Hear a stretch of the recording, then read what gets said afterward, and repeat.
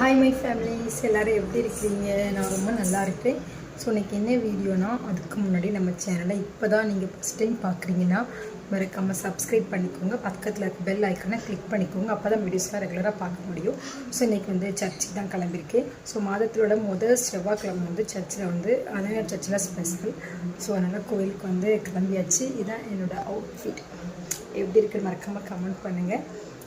பசங்களாம் கிளம்பியாச்சு. பசங்க டிவி பார்த்துருக்காங்க. நான் வெளியில் வந்து கோயிலுக்கு கிளம்பி வெளியில் போனால் சரியான மழை ஃபாஸ்ட்டாக பெய்யுதுப்பா.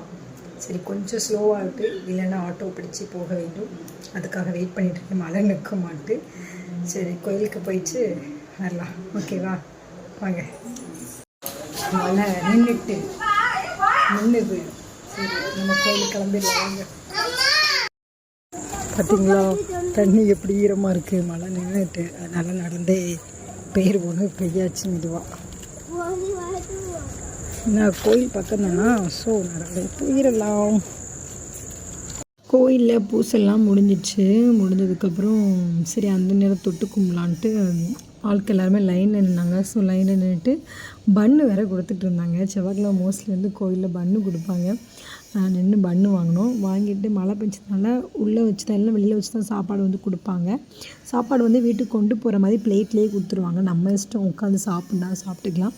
பட் நாங்கள் வந்து எல்லோரும் சேர்ந்து ஃபேமிலியாக போயிருந்தோம்.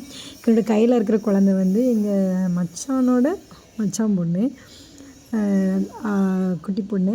ஸோ நாங்கள் சேர்ந்து ஃபேமிலியாக தான் வந்திருந்தோம். ஸோ அதனால் உட்காந்து எல்லோரும் சேர்ந்து சாப்பிட்டுட்டு கதை பேசிட்டு அதுக்கப்புறம் தான் கிளம்புனோம். இதுதான் சாப்பாடு. சாம்பார், கேசரி, அப்புறம் வந்து சிக்கன் கூட்டு.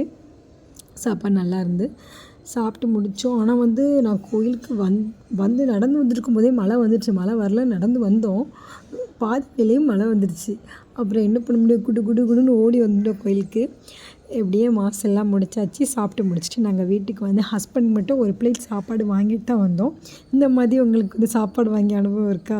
கண்டிப்பாக லைக் பண்ணுங்கள், கமெண்ட் பண்ணுங்கள். பாய்.